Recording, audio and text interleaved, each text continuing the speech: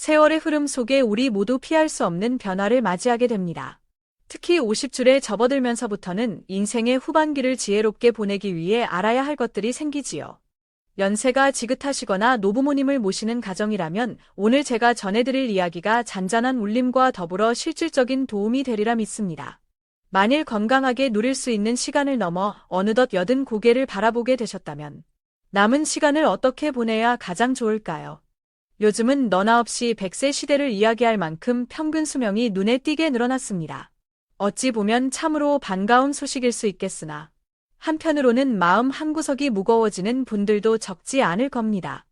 그 이유는 많은 어르신들이 그저 오래 살아야 한다는 생각에 얽매여 계시기 때문일지도 모릅니다. 특히 80세의 벽이라는 말처럼 여든이라는 나이가 유난히 높고 견고하게 느껴져 두려움이 앞설 때도 있습니다. 나이가 들수록 몸에 해로운 것은 멀리하고 이로운 것은 꾸준히 챙겨야 한다는 것이 일반적인 생각일 텐데요. 하지만 건강을 위해 애써왔던 노력들이 여든을 훌쩍 넘긴 분들에게는 오히려 지나친 절제나 무리가 될 수 있다고 합니다. 오늘은 노년기 삶에 대한 깊이 있는 통찰을 제시하는 박현우 원장님의 저서 80세의 벽을 바탕으로 황금빛 노후를 가꾸는 지혜로운 방법들을 나누고자 합니다. 솔직히 이 책을 읽으면서 제가 기존에 가졌던 생각들과는 사뭇 다른 내용에 적잖이 놀랐습니다. 그동안 부모님께 효도한답시고 드렸던 말씀이나 행동들이 어쩌면 부모님께는 부담이었을 수 있겠다는 생각에 스스로를 돌아보게 되었습니다. 지금까지 부모님을 위한 저의 방식이 제 기준에서 비롯된 것은 아니었는지 깊이 반성하는 계기가 되었지요. 또한 우리가 흔히 알고 있던 건강 상식을 새롭게 바라보는 관점들이 많아 앞으로 노후를 준비하시는 50대, 60대, 70대 분들께도 귀한 참고가 될 것이라 여겨 이 이야기를 전합니다. 우리나라 남성과 여성의 평균 기대 수명은 이미 80세를 훌쩍 넘어섰다고 합니다. 이러한 추세라면 머지않아 100세 시대가 현실이 될 것입니다. 하지만 아무리 오래 살 수 있다 한들 건강하게 활동할 수 있는 시간이 늘어나지 않는다면 타인의 도움에 의지하거나 병상에 누워 지내는 시간만 길어질 뿐입니다. 이 점이 바로 많은 분들이 노후에 대해 걱정하시는 이유일 것입니다. 몸과 마음이 건강하게 오래도록 천수를 누리는 삶. 그것이 우리 모두가 바라는 모습이 아닐까요? 물론 건강이 좋지 않더라도 오래 살고 싶다는 마음을 가질 수도 있겠지만 이왕이면 건강하게 사는 것이 더없이 좋겠지요. 특히 여든이라는 나이는 여러 연구나 서적에서도 70대와는 확연히 다르다고 이야기합니다. 어제까지 거뜬히 해냈던 일들이 오늘 갑자기 버겁게 느껴지는 순간들이 수없이 찾아옵니다. 몸의 기운이 예전 같지 않음을 느끼는 날도 잦아지고 가벼운 물건조차 들기 어려워 막막함을 느끼는 때도 있습니다. 기억력 또한 예전 같지 않아 깜빡깜빡하는 일이 늘어갑니다.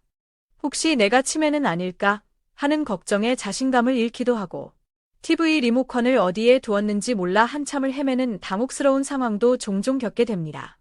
82살의 한 어르신께서는 안경을 머리에 올려두고 한참 찾으셨다는 웃지 못할 이야기를 들려주시기도 했지요. 이런 사소한 일화들이 때로는 미소를 짓게 하지만 동시에 덜컥 겁이 나기도 합니다.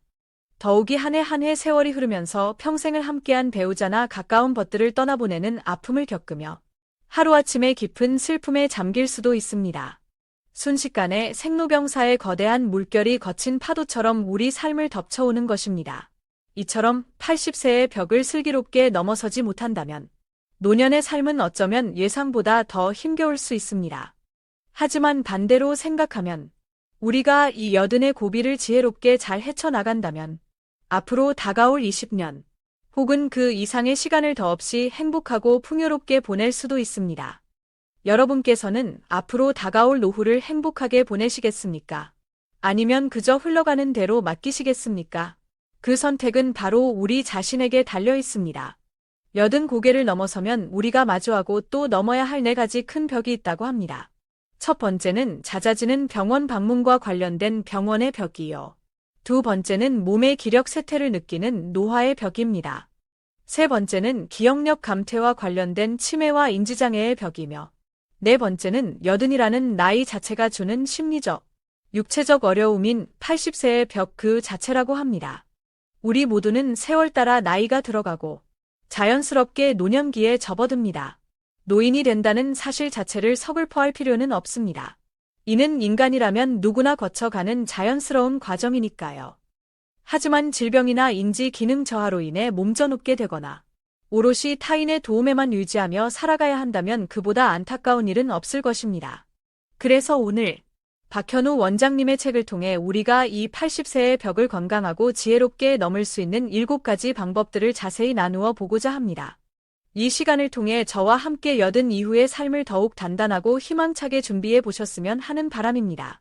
이야기를 시작하기에 앞서 이 채널의 구독과 좋아요, 그리고 알림 설정은 더 좋은 내용을 만드는 데 큰 격려가 됩니다.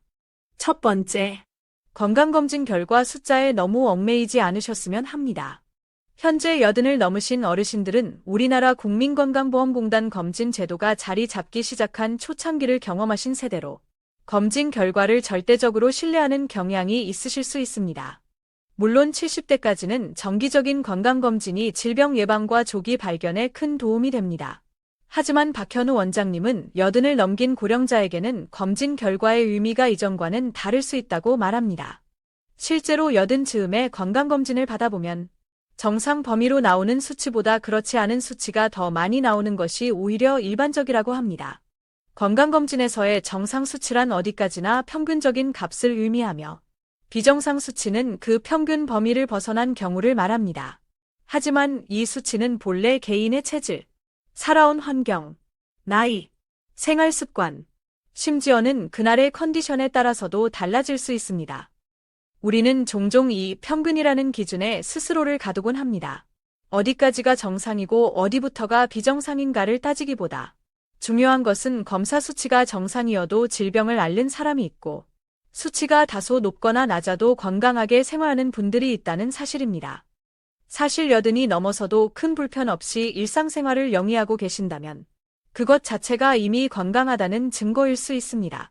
즉, 자신만의 방식으로 건강하게 살아가고 있다는 의미입니다.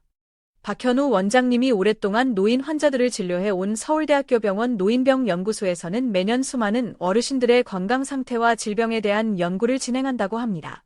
그 연구 결과에 따르면 생전에 본인도 모르는 심각한 질병을 몸속에 지니고 계시다가 다른 원인으로 세상을 떠나시는 경우가 적지 않다고 합니다. 암 역시 그중 하나입니다. 놀랍게도 85세 이상 돌아가신 분들의 몸을 살펴보면 거의 모든 분에게서 암세포가 발견된다는 보고도 있습니다. 이는 곧 80이 넘으면 많은 분들이 자신도 모르는 사이에 몸속의 암과 함께 살아가고 있을 가능성이 크다는 것을 시사합니다. 일반적으로 암은 생명을 위협하는 무서운 병이므로 발견 즉시 적극적인 치료가 필요하다고 알려져 있지만 노년기 암의 경우는 조금 다를 수 있다고 합니다. 최근 연구들은 당사자가 전혀 인지하지 못하는 착한 암도 있고 일상생활에 큰 지장을 주지 않는 암도 존재함을 보여줍니다. 특히 연세가 많을수록 암의 진행 속도가 매우 느려지기 때문에 특별한 증상이 없다면 굳이 치료하지 않고 지켜보는 것만으로도 충분한 경우가 많습니다. 그래서 박 원장님은 개인적으로 만약 자신이 80이 넘어 암 진단을 받는다면 극심한 통증으로 고통스럽거나 음식을 전혀 삼키지 못하는 상황이 아니라면 굳이 암세포를 제거하기 위한 치료는 받지 않을 것이라고 말합니다. 특히 80이 지난 고령자에게 암 수술은 신중해야 한다고 강조합니다. 몸에 큰 부담을 주는 수술보다는 암과 더불어 살아가는 방법을 모색하거나 조용히 지켜보는 편이 오히려 삶의 질을 유지하는 데 도움이 될 수 있다는 것입니다. 왜냐하면 사실 암은 발견되기 훨씬 이전부터 몸속에 존재했을 가능성이 높고 앞으로도 매우 서서히 진행될 것이기 때문에 갑자기 상태가 악화하는 경우는 드물기 때문입니다. 그리고 암을 치료하려 할 때부터 진짜 어려움이 시작될 수 있습니다. 암 치료는 수술이든 항암 치료든 방사선 치료든 필연적으로 몸에 심각한 부담을 주게 됩니다. 이미 체력이 많이 저하된 80세 이상의 어르신들은 이러한 치료 과정을 견뎌내기 어렵고 치료 후에도 이전의 평온한 일상으로 돌아가지 못할 가능성이 높으므로 치료 여부를 결정할 때에는 정말 신중한 고민이 필요합니다. 두 번째, 하고 싶은 것이나 먹고 싶은 것을 너무 억누르며 살지 않는 것이 좋습니다. 흔히 건강을 생각해서 혹은 암에 걸리지 않기 위해 좋아하던 음식도 참고 즐기던 술이나 담배도 멀리해야 한다는 분위기가 있습니다. 하지만 앞서 말씀드린 것처럼 80이 넘으면 이미 몸속에 암세포가 자리 잡고 있을 가능성이 큽니다. 그러므로 암에 걸리지 않기 위해 무언가를 극도로 참는 행위는 큰 의미가 없을 수 있습니다. 오히려 평소 좋아하던 칼칼한 김치찌개 한 그릇을 맛있게 드시거나 가끔씩 반주로 막걸리 한 잔을 즐기시는 것이 스트레스를 줄이고 마음 편히 사는 방법일 수 있습니다. 실제로 무리하게 절제하며 스트레스를 받기보다는 하고 싶은 일을 하고 먹고 싶은 것을 적당히 즐기며 편안한 마음으로 지내는 것이 오히려 우리 몸의 면역력을 높여준다고 합니다. 그리고 이것이 암의 진행을 늦추는데도 긍정적인 영향을 미칠 수 있다고 알려져 있습니다. 또한 건강에 대한 염려 때문에 먹고 싶은 음식을 지나치게 참는 분들이 많습니다. 기름진 음식은 건강에 짜고 단 것은 만병의 근원이라는 생각이 우리 사회의 상식처럼 자리 잡았기 때문입니다. 하지만 80 이상의 어르신들에게는 이것이 반드시 정답이 아닐 수 있습니다. 먹고 싶다는 욕구는 어쩌면 우리 몸이 그것을 필요로 한다는 신호일 수도 있습니다. 고령자는 소화 기능이나 여러 장기의 기능이 저하되면서 특정 영양소에 대한 갈망이 커질 수 있습니다. 예를 들어 염분이 그렇습니다. 사람은 염분 없이는 살 수 없는데 나이가 들면 신장의 기능이 떨어져 몸 밖으로 염분을 과도하게 배출하게 되고 이로 인해 혈액 속 염분이 부족해지는 현상이 나타날 수 있습니다. 신장에는 나트륨을 저장해두는 기능이 있어서 몸 안에 나트륨이 부족해지면 배출을 멈추고 이를 비축해둡니다. 그러나 노화로 인해 이 염분 저장 능력이 떨어지면 몸은 염분을 더 원하게 됩니다. 어르신들 중에 유독 간간한 음식을 찾으시는 분들이 많은 것도 이러한 이유일 수 있습니다. 된장이나 간장 같은 우리 전통 발효식품도 적절히 섭취하는 것이 도움이 될 수 있습니다. 아니면 따뜻한 미역국 한 그릇도 좋을 것입니다. 사실 나이가 들면 크고 작은 병의 씨앗 한두 개쯤은 몸에 지니고 살아갈 수밖에 없습니다. 그 병의 씨앗이 언제 어떻게 자라날지는 아무도 예측할 수 없습니다. 오늘 건강하다가도 내일 갑자기 몸져놓을 수 있는 것이 노년의 삶입니다. 그렇기 때문에 80이 넘으셨다면 지금의 현실을 있는 그대로 받아들이고 설령 내일 당장 삶이 끝난다 하더라도 후회가 남지 않도록 오늘을 충실히 보내는 것이 가장 중요합니다. 특히 인지 기능 저하 문제도 빼놓을 수 없습니다. 사실 나이가 들면 어느 정도의 인지력 감퇴는 자연스러운 노화 과정의 일부로 받아들여야 합니다. 그러니 지금 하고 싶은 일을 미루지 말고 하시라고 전문가들은 조언합니다. 고령자의 인지 기능 저하는 대부분 매우 서서히 진행됩니다.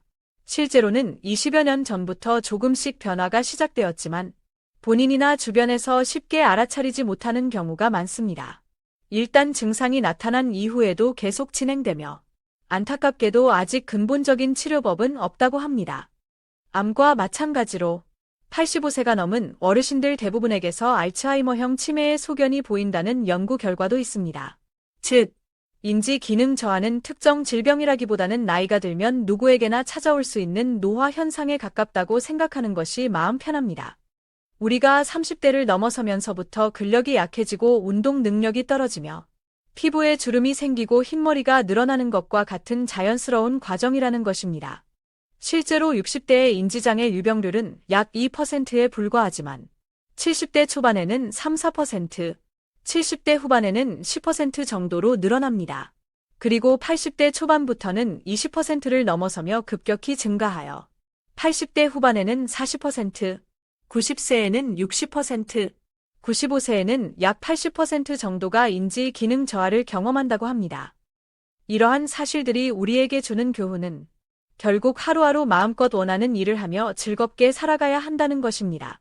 변화 없이 단조롭고 따분한 일상은 오히려 뇌의 활동을 둔하게 만듭니다. 반대로 지나친 스트레스 또한 뇌 건강에 해롭습니다. 평생을 조심스럽게 살아오신 90의 한 어르신께서도 나는 절대 스트레스 받을 일은 안 만들고 내가 하고 싶은 소소한 일들을 하면서 지낸다고 말씀하시곤 합니다. 동네 노인정에서 이웃들과 장기를 두시거나 손주들과 영상통화를 하며 웃음꽃을 피우는 것처럼 말이지요. 아니면 가끔 즐겨보던 드라마를 다시 보는 것도 좋습니다. 새로운 것을 배우거나 좋아하는 일에 몰두하면 뇌는 기분 좋은 자극을 받아 활성화됩니다. 이를 통해 인지 기능 저하의 시작을 늦추거나 진행 속도를 완만하게 할 수 있습니다. 물론 건강에 해로운 습관을 고치려는 노력은 분명히 좋습니다. 하지만 너무 참는 것이 오히려 독이 될 수 있다는 점을 기억해야 합니다. 예를 들어 과도한 음주로 몸을 제대로 가누지 못해 넘어지기라도 한다면 낙상으로 인한 골절로 한순간에 활동성을 잃는 안타까운 일이 생길 수 있습니다. 이는 절제가 필요한 부분입니다. 요요라고 생각하실지 모르지만 담배의 해악은 나이가 들수록 상대적으로 줄어든다고 합니다. 흡연으로 인해 일찍 건강을 잃을 사람들은 대부분 고령이 되기 전에 이미 세상을 떠나기 때문이라는 설명입니다. 담배를 계속 피우셨음에도 80세까지 건강하게 사신 분이라면 지금 와서 금연을 하든 계속 피우든 수명에는 큰 차이가 없을 수도 있다고 박 원장님은 조심스럽게 이야기합니다. 물론 금연은 언제라도 건강에 가장 좋은 선택임을 잊지 않으셨으면 합니다. 또한 여든을 앞두고 갑자기 너무 격렬한 운동을 시작하는 것도 바람직하지 않습니다. 오히려 무리한 운동은 체내 활성산소를 과도하게 발생시켜 노화를 촉진할 수도 있습니다. 그래서 80세 이후에는 매일 30분 정도 집 근처 공원을 가볍게 산책하거나 아파트 단지 내에서 맨손 체조를 하는 정도면 충분하다고 합니다. 햇볕 좋은 날, 한강 시민공원이나 가까운 남산 둘레길, 혹은 부산의 해운대 해변을 천천히 걷는 것도 좋은 방법입니다. 그것도 어렵다면 집 안에서라도 가벼운 스트레칭을 꾸준히 하는 것이 좋습니다. 세 번째, 무엇보다 소중한 내 짝, 배우자를 살뜰히 챙겨야 합니다. 여든이라는 나이가 되면 그 어떤 자식보다도 곁에 있는 배우자가 더 유지가 되고 소중한 존재가 됩니다. 화문역에 서로 기댈 수 있는 든든한 동반자가 곁에 있다는 것, 그 자체가 바로 행복입니다. 자녀들이 아무리 효성이 지극하다 한들 각자의 삶이 있기에 매 순간 부모님의 노후를 온전히 책임지기는 어려운 것이 현실입니다. 나이가 들어 몸이 아프거나 거동이 불편해지면 결국 가장 가까이에서 힘이 되어주는 사람은 배우자뿐입니다. 실제로 한 연구에 따르면 60대 이상을 대상으로 조사한 결과 배우자와 함께하는 사람들이 가장 큰 행복감을 느끼며 삶의 의미와 가치를 더 깊이 느낀다고 합니다. 그래서 어르신들 사이에 아무리 잘난 자식열 있어도 아픈 마누라, 남편 하나만 못하다는 우스갯소리가 있는지도 모릅니다. 내가 외롭고 힘들 때 말없이 손 한번 잡아주고 등을 토닥여주는 사람은 바로 배우자입니다. 자식들은 제 살기 바빠 자주 찾아뵙기 어려울 수도 있고 몸이 아파 갑자기 병원에 가야 할 때마다 매번 자식들에게 연락하는 것도 미안하고 눈치 보이는 일입니다. 특히 자녀들이 멀리 살고 있다면 급한 일이 생겼을 때 즉각적인 도움을 받기도 어렵습니다. 미운 정 고운 정 다들며 평생을 함께 해온 배우자만큼 남은 인생길에 든든하고 귀한 것은 없습니다. 그러니 배우자가 곁에 있을 때 서로에게 더욱 마음을 다하고 아끼며 지내야 합니다. 여든을 넘긴 어르신들은 언제 갑자기 건강이 나빠져 거동이 힘들어지거나 예고 없이 이별을 맞이하게 될지 아무도 모릅니다. 그러므로 배우자와 함께하는 지금 이 순간을 소중히 여기고 후회가 남지 않도록 아름다운 시간을 만들어가야 합니다. 노후의 가장 값진 자산은 바로 함께 쌓은 추억입니다. 점차 몸의 기력이 쇠하고 활동 반경이 줄어들다가 어쩌면 마지막에는 침상에 누워 지내는 날이 올지도 모릅니다. 그때 지난 날을 돌아보며 힘이 되어주는 것은 바로 그때 배우자와 함께 참 즐거웠지, 참 행복했지 하는 따뜻한 기억들입니다. 배우자를 기쁘게 하는 것은 곧 나 자신도 행복해지는 길입니다.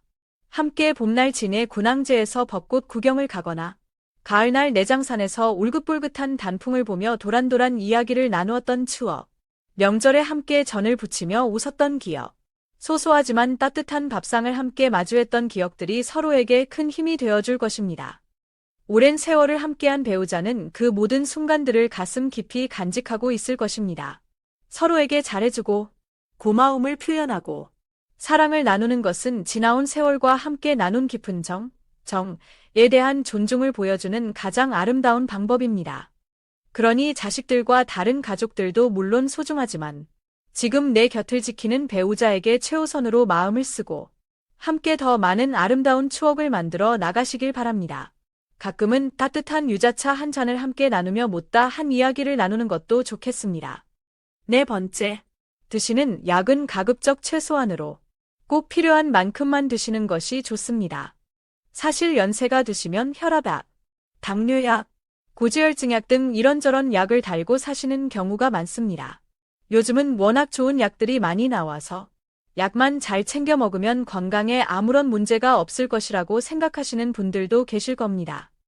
하지만 약을 복용하고 약효가 나타나는 동안에는 일시적으로 혈압이나 혈당 수치가 조절될 수 있지만 그로 인해 몸이 나른해지거나 머리가 멍해지는 등의 불편한 증상이 나타날 수도 있다는 점을 고려해야 합니다. 모든 약에는 기대하는 효과만큼이나 예상치 못한 부작용이 따를 수 있기 때문입니다. 특히 여러 종류의 약을 동시에 복용하게 되면 면역 기능이 저하되어 오히려 다른 질병에 쉽게 노출될 수도 있습니다. 어떤 약이든 부작용의 가능성을 완전히 배제할 수는 없습니다. 그럼에도 불구하고 많은 분들이 오로지 혈압, 혈당, 콜레스테롤 수치를 낮추기 위해 여러 종류의 약을 복용하는 데에만 집중하시는 경향이 있습니다. 그러나 박현우 원장님은 단순히 수치를 낮춘다고 해서 암과 같은 중증 질환의 발병 위험이 줄어드는 것은 아니라고 말합니다. 오히려 과도한 약물 복용으로 면역 기능이 떨어지면 암 발병 위험이 높아질 수도 있다고 경고합니다. 심지어 콜레스테롤 수치가 어느 정도 높은 사람들이 암에 덜 걸린다는 연구 데이터도 있다고 합니다. 나이가 들수록 여기저기 쑤시고 아픈 곳이 늘어나다 보니 여러 병원을 다니며 각 과별로 진료를 받으시는 경우가 많습니다. 소화기내과, 순환기내과, 신경과 등 여러 진료과를 방문하다 보면 문제는 처방받는 약의 가짓수가 걷잡을 수 없이 늘어난다는 점입니다. 각기 다른 전문의에게서 약을 처방받다 보면 결국 하루에 한 움큼씩 약을 복용해야 하는 상황이 생길 수 있습니다. 약의 종류가 많아질수록 성분이 중복되거나 서로 상호작용을 일으켜 예상치 못한 부작용을 유발할 확률도 높아집니다. 결국 우리는 무언가를 치료하기 위해 약을 먹지만 그 약으로 인해 또 다른 불편함을 감수해야 하는 악순환에 빠질 수 있습니다. 저자인 박현우 원장님은 약물 복용이나 주사 치료가 때로는 기대하는 효과보다 더 많은 부작용을 일으킬 수 있다고 지적합니다. 그러므로 우리가 나이가 들어 어떤 치료를 받을지, 약을 얼마나 복용할지에 대해서는 잠시 숨을 고르고 정말 나에게 필요한 것인지, 이로 인해 얻는 것과 잃는 것이 무엇인지 진지하게 고민해 볼 필요가 있습니다. 주치의와 충분히 상의하여 약의 가짓수를 줄이거나 꼭 필요한 약만 선별하려 복용하는 지혜가 필요합니다. 때로는 홍삼이나 도라지 같은 전통 건강식품을 통해 면역력을 보강하는 것도 한 방법이 될 수 있습니다. 5번째, 꾸준히 무언가를 배우고 할 수 있는 일은 쉽게 포기하지 않는 것이 좋습니다. 이제 나도 80인데 뭘 더 하겠어. 무리하지 말고 쉬어야지 하시면서 그동안 해오시던 소일거리나 활동들을 전부 그만두시는 분들이 적지 않습니다. 하지만 자신이 가지고 있는 능력과 가능성을 계속 유지하려는 노력이야말로 80세의 벽을 넘어서는데 꼭 필요한 자세입니다. 스스로 할 수 있는 일들을 하나둘씩 놓아버리고 멈추는 순간 몸과 마음의 노화는 순식간에 찾아옵니다.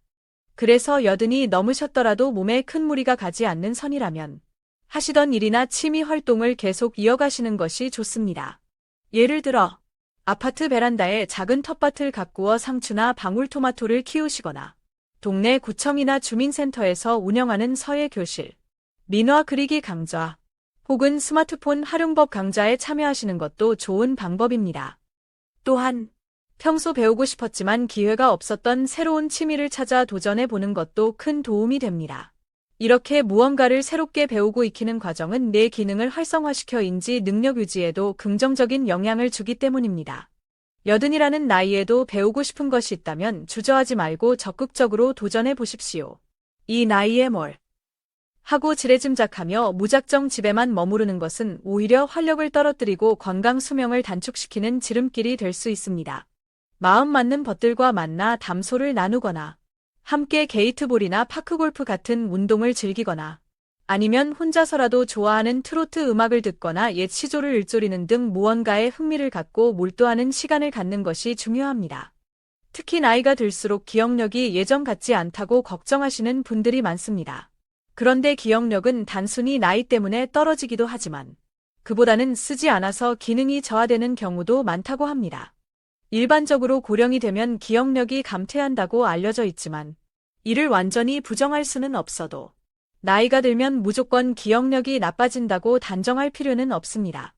왜냐하면 젊은 사람이라도 나는 기억력이 안 좋아라고 스스로 되뇌거나 기억하려는 의지가 없으면 실제로 기억력이 떨어질 수 있기 때문입니다. 즉, 기억력은 기억하려는 마음, 기억해야겠다는 의욕이 없을 때 더 쉽게 약해집니다. 이를 예방하기 위해서는 나이가 들어서 자꾸 깜빡깜빡해라며 자책하거나 한탄하기보다는 설령 무언가가 바로 기억나지 않더라도 쉽게 포기하지 말고 기억의 실마리를 차근차근 더듬어 떠올리려 노력하는 자세가 필요합니다. 어릴 적 불렀던 동요를 떠올려 보거나 예전에 살던 동네 지도를 그려보는 것도 좋습니다. 우리가 잘 알다시피 몸의 근육은 사용하지 않으면 금방 쇠퇴하고 약해집니다. 우리의 뇌도 마찬가지입니다. 끊임없이 뇌를 사용하고 새로운 자극을 주어야 그 기능이 퇴화하지 않고 건강하게 유지될 수 있습니다. 6번째, 가벼운 산책을 즐기거나 규칙적으로 몸을 움직여주세요. 날씨가 좋은 날에는 집 안에만 계시지 말고 밖으로 나가 햇볕을 쬐며 가볍게 몸을 움직여보는 것이 좋습니다. 80 이상의 어르신들에게 가장 부담 없고 효과적인 운동은 바로 걷기입니다. 하지만 지난 몇 년간 전 세계적인 감염병 유행으로 인해 외출을 자제하는 분들이 많아졌습니다. 안타깝게도 그 결과로 인해 인지 기능 저하를 겪는 어르신들이나 우울감을 호소하는 분들이 눈에 띄게 증가했다는 보고가 있습니다.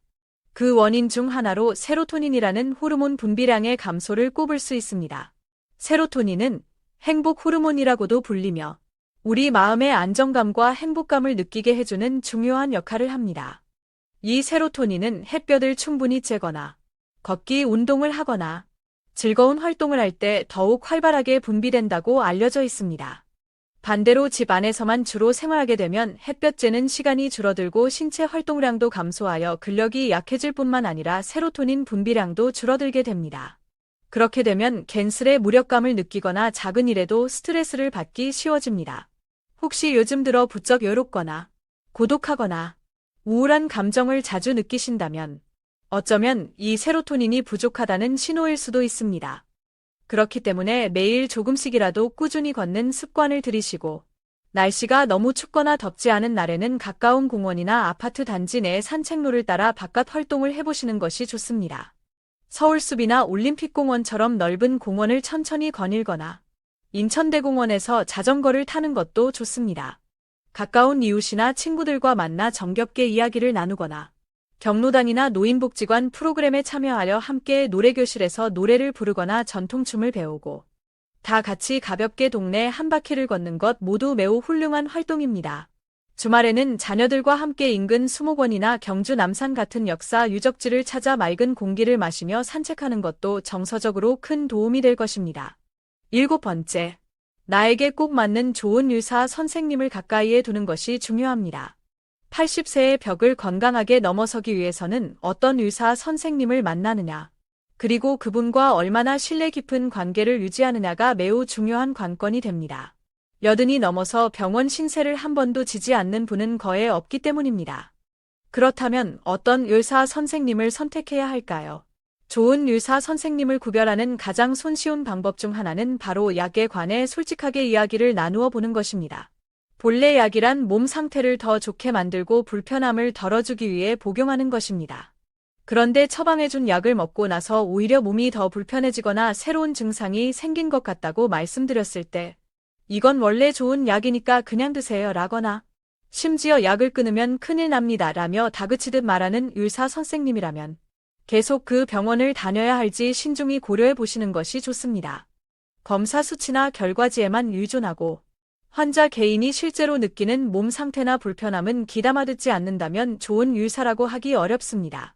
진정으로 환자를 생각하는 의사라면 환자의 이야기에 귀 기울이고 다른 약으로 바꾸어 주거나 복용량을 조절하는 등 적절한 조치를 취해 줄 것입니다. 만약 그런 의사 선생님을 만나셨다면 그분은 여러분의 훌륭한 주치의가 되어줄 수 있습니다. 환자의 눈높이에서 어려운 의학 용어 대신 알기 쉬운 말로 궁금한 점을 성심성의껏 설명해 주시는지, 작은 질문 하나에도 친절하게 답해 주시는지 살펴보셔야 합니다. 환자를 끝까지 책임지려는 마음가짐과 자세가 무엇보다 중요합니다. 특히 연세가 들어 질병과 싸워야 하는 상황이 되면 의사 선생님의 역할은 그 무엇과도 바꿀 수 없을 만큼 중요해집니다. 의사 선생님이 환자의 고통에 공감하지 못하고 몰라라 하는 태도를 보인다면 환자와 가족들은 막막하고 답답한 마음을 금할 수 없을 것입니다. 그러니 80을 맞이하기 전, 아니 그 이전부터라도 나와 마음이 잘 맞고 신뢰할 수 있는 의사 선생님을 찾는 노력이 필요합니다. 내가 어떤 노후를 보내고 싶은지, 어떤 치료 방식을 선호하는지, 예를 들어 한방치료나 자연요법에 대한 생각 등 이해하고 존중하며 그에 맞는 유료적 조언과 도움을 줄 수 있는 분을 만나는 것이 중요합니다. 보건복지부에서 제공하는 의료기관 정보를 참고하는 것도 방법입니다. 연세가 많으시니 이제 와서 다른 방법은 없고 무조건 수술하셔야 합니다. 라고 일방적으로 이야기하는 의사 선생님보다는 환자의 상황과 바람을 고려하여 다양한 선택지를 함께 고민해주는 분이 더 좋겠지요. 진료를 받을 때마다 마음이 불편하거나 심리적으로 위축되는 느낌이 든다면 그 의사 선생님과는 궁합이 잘 맞지 않는다는 신호일 수 있습니다. 여든을 맞이하는 어르신들에게 병원과 의사 선생님은 그 누구보다 가깝고 자주 만나야 하는 존재입니다. 소중한 나의 몸과 건강을 믿고 맡길 수 있는 좋은 의사 선생님을 만나는 것은 인생의 큰 복이자 행운이라고 할 수 있습니다. 그러니 조금이라도 더 건강하고 기운이 있을 때 나에게 맞는 좋은 주치의를 찾기 위해 발품을 파는 수고를 아끼지 않으셨으면 합니다. 동네 의원부터 시작해서 필요하다면 종합병원이나 대학병원까지 알아보며 신중하게 선택하는 것이 좋습니다. 어떤 분들은 한의원을 함께 이용하며 몸의 균형을 맞추기도 합니다. 여든이라는 나이에 이르면 많은 분들이 삶의 마무리에 대해 이런저런 고민을 하게 됩니다. 하지만 오늘 말씀드린 내용들을 종합적으로 살펴볼 때 박현우 원장님이 강조하는 핵심은 이것입니다. 여든이 넘으셨다면 이제는 너무 많은 것을 참거나 스스로를 억누르기보다는 드시고 싶은 음식이 있다면 즐겁게 드시고 하고 싶은 일이 있다면 용기를 내어 도전해 보시면서 그야말로 내가 원하는 삶, 나다운 삶을 자유롭게 가꾸어 나가는 것이 최고의 지혜라는 것입니다. 좋아하는 된장찌개에 밥 한 그릇 뚝딱 비우고 오후에는 따뜻한 생강차 한 잔 마시며 창밖을 바라보는 여유를 누리십시오. 지나간 세월은 아무리 후회하고 아쉬워해도 다시 돌아오지 않습니다. 그리고 내일 우리에게 어떤 일이 일어날지는 아무도 알 수 없습니다. 그러므로 지금 주어진 나의 삶을 있는 그대로 감사히 받아들이고 오늘 하루를 소중히 여기며 살아가는 것. 이것이 바로 행복한 노후와 그렇지 않은 노후를 가르는 중요한 기준이 아닐까요? 우리네 인생길에는 수많은 오르막과 내리막이 교차하지만 그 어떤 순간에서도 행복은 결국 우리 자신이 어떻게 마음먹고 생각하느냐에 달려 있습니다.